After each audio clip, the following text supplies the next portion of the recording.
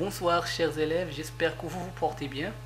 Heureux de vous retrouver avec moi dans une nouvelle vidéo dans laquelle je vais vous expliquer le registre pathétique.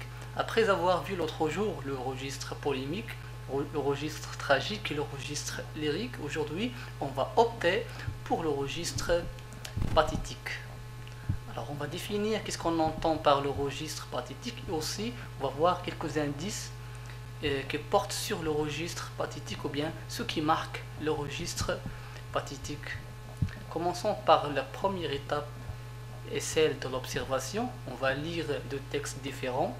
Le premier est tiré du dernier jour d'un condamné de Victor Hugo et le deuxième est tiré de l'assommoir de Émile Zola. Alors je vais commencer ma lecture par le premier texte. À 6 ans, je n'avais plus ni père ni mère. L'été, je faisais la roue dans la poussière au bord des routes, pour qu'on me jetât un sou par la portière des chaises de poste. J'allais pieds nus, envoyer mes cuisses à travers mon pantalon. Ici, c'est le frioche qui parle. Ici, c'est l'histoire du frioche. 2. Alors, le pauvre petit corps de la mourante apparut. Ah, Seigneur, quelle misère et quelle pitié! Les pierres auraient pleuré. Lali était toute nue, un reste de camisole aux épaules en guise de chemise. Oui, toute nue et d'une nudité saignante et douloureuse de martyr. Il n'avait plus de chair, les os trouaient la peau. Maintenant, on va lire quelques questions. Au plutôt, on va commencer par l'explication ou bien par la compréhension de ces deux textes parce qu'il y avait des mots qui sont difficiles. À 6 ans, je n'avais ni père ni mère. Ici, c'est le frioche qui parle. C'est quelqu'un qui n'avait ni père ni mère à 6 ans. L'été, je faisais la roue dans la poussière au bord du route pour qu'on me jetât un sou par la portière des chaises de poste. Voilà, il nous relate ici sa condition, ou bien il nous relate les circonstances, c'est-à-dire il a travaillé dès l'âge de l'enfance. On me jeta un sou ici, ça exprime de l'argent. Un sou, on dit un sou, c'est de l'argent. Aussi, on a déjà les pieds nus, c'est-à-dire il ne porte ni sandales ni espadrilles, c'est-à-dire les pieds nus. Et le contraire de habillé, ça vient du mot la nudité. D'accord, la nudité, c'est-à-dire quelqu'un qui ne porte pas ses vêtements. On voyait mes cuisses à travers mon pantalon. Vous savez bien sûr qu'est-ce qu'on entend par les cuisses. Les cuisses, on voyait mes cuisses à travers mon pantalon. Le pantalon, vous le savez bien, vous le savez, je pense que vous le savez bien. Qu'est-ce qu'on entend par pantalon? C'est un vêtement. On passe maintenant au deuxième texte dans lequel on va expliquer quelques mots qui sont difficiles à comprendre.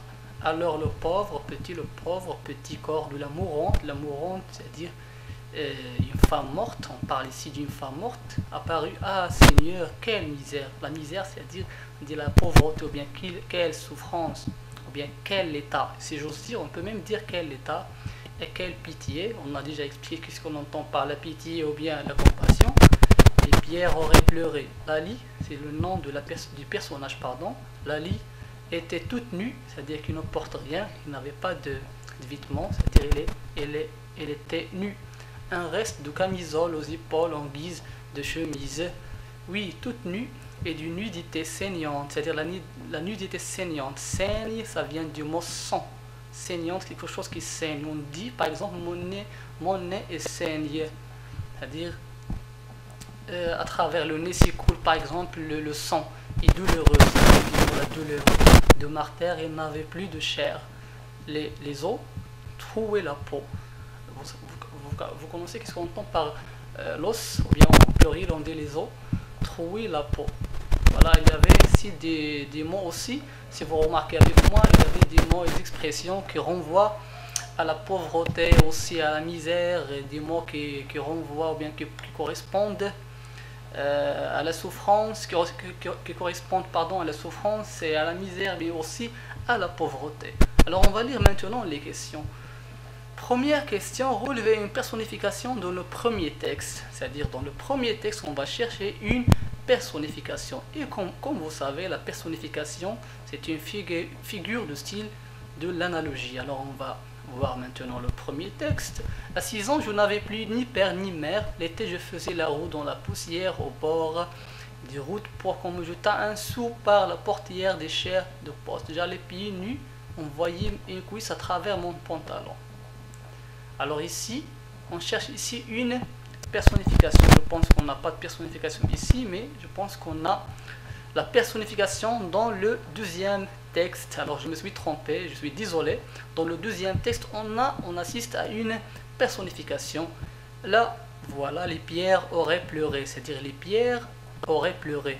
Comme vous savez, les pierres ne pleurent pas. Ici, qu'est-ce qu'on a fait? On a attribué une caractéristique humaine à une chose. Vous savez, les pierres, c'est une chose qui ne parle pas, qui n'écoute pas, et qui ne mange pas. Les pierres, hijara, les pierres auraient pleuré.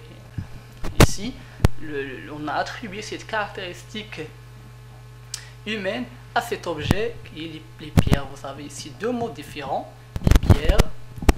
Les pierres, vous savez, pleurer. Donc les pierres ne peuvent pas pleurer. Donc on assiste ici à une personnification. On passe maintenant à la deuxième question. Relevez les mots et les expressions qui appartiennent au champ lexical de la souffrance et de la misère. La souffrance, la pauvreté, la misère, etc. On a pas mal de mots qui renvoient à la misère et aussi à la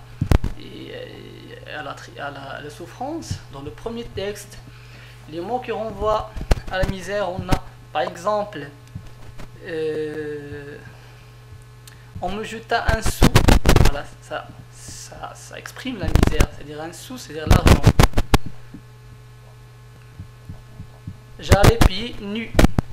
Il ne porte pas de sandales, il n'avait pas de sandales, il n'avait pas de spadrilles. D'accord? Il n'avait pas de spadrilles, il n'avait pas de sandales. On voyait mes cuisses à travers mon pantalon. Voilà, c'est-à-dire, on voyait mes cuisses à travers mon pantalon. C'est-à-dire, il avait un pantalon qui est troué, ou bien un pantalon qui est déchiré. Tous ces mots-là renvoient à la misère. Les mots qui renvoient à la tristesse, on a à 6 ans, je n'avais plus ni père, quelqu'un qui a perdu ses parents à l'âge de l'enfance, c'est-à-dire à 6 ans, je faisais la roue dans la poussière, quelqu'un qui travaillait dès l'âge de l'enfance. Ça aussi renvoie à la souffrance. Je faisais la roue, c'est un travail bien sûr qui est pénible et dur, surtout à un petit enfant dans cet âge. On a également dans le deuxième texte des mots qui renvoient à la misère, le pauvre. Voilà, on a le pauvre, on a la mourante. On parle ici le pauvre petit corps de la mourante. Ici, qu'est-ce qu'il fait l'auteur? Bien sûr, il cherche à susciter la pitié du lecteur. Ah Seigneur, voilà, il y a aussi les interjections. On a des phrases qui sont exclamatives. Quelle misère, voilà le mot misère, quelle misère, ou bien quel état et quelle pitié. Donc on a ici, ce sont des phrases exclamatives. Ah Seigneur, quelle misère et quelle pitié. Les pierres auraient pleuré, la lie était toute nue. Ça exprime aussi la misère et exprime la souffrance. Un risque de camisole aux épaules en guise de chemise, oui, toute nue. Voilà. Le mot nu qui se répète ici plusieurs fois, qui se répète dans le texte plusieurs fois, ça représente bien sûr la souffrance de ce personnage qui est la lie dans le texte. On passe maintenant à la troisième question. Relevez les phrases exclamatives dans le deuxième texte. Voilà, les phrases exclamatives, on les déjà mentionnées, comme vous voyez. Les phrases qui sont exclamatives, il y a ici quel pitié, et aussi on a quelle misère, quelle pitié. Maintenant on passe à la conceptualisation. Le registre pathétique cherche à créer une émotion forte chez le lecteur, notamment la pitié. Une scène pathétique définit la situation d'un personnage souvent écrasé par le destin et qui exprime sa souffrance par une plainte. Elle cherche un sentiment d'attendrissement ou de compassion et cherche souvent à émouvoir le lecteur. Le ton pathétique inspire la pitié face à des souffrances ou des situations déplorables. Donc le texte, ou plutôt le registre pathétique, est marqué par les exclamations, les apostrophes et les interrogations contribuent, elles aussi, à installer ce climat de douleur.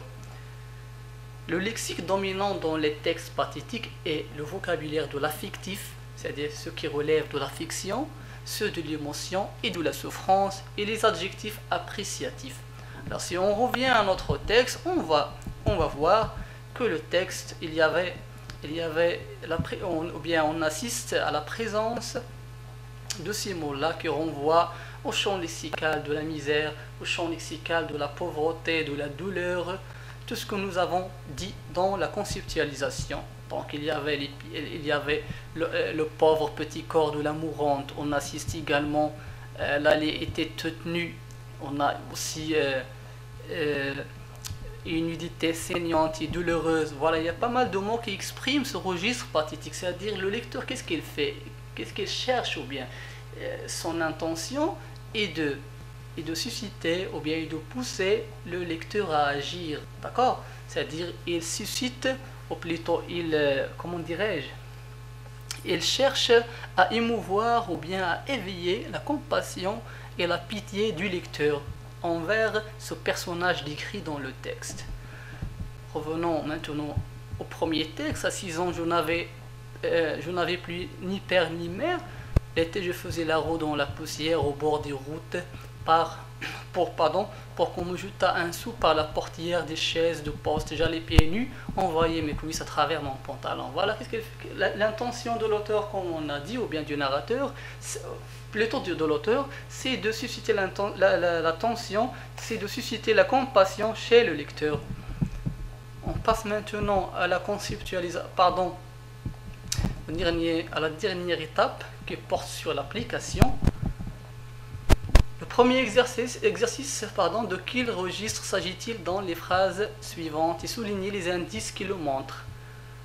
La première phrase, il manque à ce pauvre homme la main droite et la jambe gauche. Il s'agit, comme vous savez, bel et bien du registre pathétique. Pourquoi? Il manque, ici on fait la description d'un homme qui n'avait ni la main droite ni la jambe gauche, c'est-à-dire il a perdu sa main droite et sa jambe gauche. Donc c'est un état qui est misérable, c'est un état douloureux, c'est un état qui suscite la pitié du lecteur. D'accord? Il a perdu, ce pauvre homme a perdu la main droite et la jambe gauche, donc c'est un état qui est misérable, qui mérite la compassion et la pitié. Alors on a pitié à cet homme-là qui a perdu sa main droite et sa jambe gauche. 2. Un rire amer sur le visage, sale, enguigné, demi-nu, repoussant à voir. Un rire amer sur le visage, vous voyez ici on a l'oxymore. Un rire amer, c'est l'oxymore. Voilà, un rire amer, c'est-à-dire l'amalgame de deux sentiments contradictoires, amer et amalgame. On a également amer, et rire. On a également des mots comme sale. Voilà, sale. Donc c'est le registre pathétique, quelqu'un qui est sale. Sale, c'est le contraire de propre. Enguigné, quelqu'un qui porte des vêtements qui sont très sales, troués, déchirés, qui sont usés. Demi-nu, c'est-à-dire quelqu'un qui porte, par exemple, on peut dire, il ne porte pas tous ses vêtements, mais il porte que la moitié, c'est-à-dire il porte le pantalon, on peut dire qu'il porte le pantalon, mais il ne porte pas de chemise, il est nu. Repoussant à voir, c'est le registre bien sûr. Pathétique, les mots qui montrent cela, on a sale, enguigné, demi-nu. Le dernier exemple, j'allais pieds nus dans la boue en soufflant dans mes doigts tout rouges. Donc ce sont des phrases extraites du chapitre 23, comme vous voyez. J'allais pieds nus, quelqu'un qui ne porte pas de sandales, comme je viens de vous dire, ni espadrilles, dans la boue en soufflant dans mes doigts tout rouges. Il souffle dans ses doigts parce qu'il fait froid. Quelqu'un qui souffle dans ses doigts parce qu'il frissonne. Quelqu'un qui frissonne tout le temps. Il avait froid, donc c'est pour cette raison-là, il souffle dans ses doigts tout rouges, c'est-à-dire ils sont rouges parce qu'il fait froid. Maintenant, on passe au 12e exercice. dans cet exercice-là, vous allez lire le chapitre 23 du dernier jour d'un condamné, puis relever les expressions qui renvoient au registre pathétique. Donc vous allez faire ça à la maison, mes élèves. D'ici, notre séance vient de toucher sa fin. Merci de m'avoir suivi. Je vous donne rendez-vous dans une nouvelle leçon. Bonne soirée.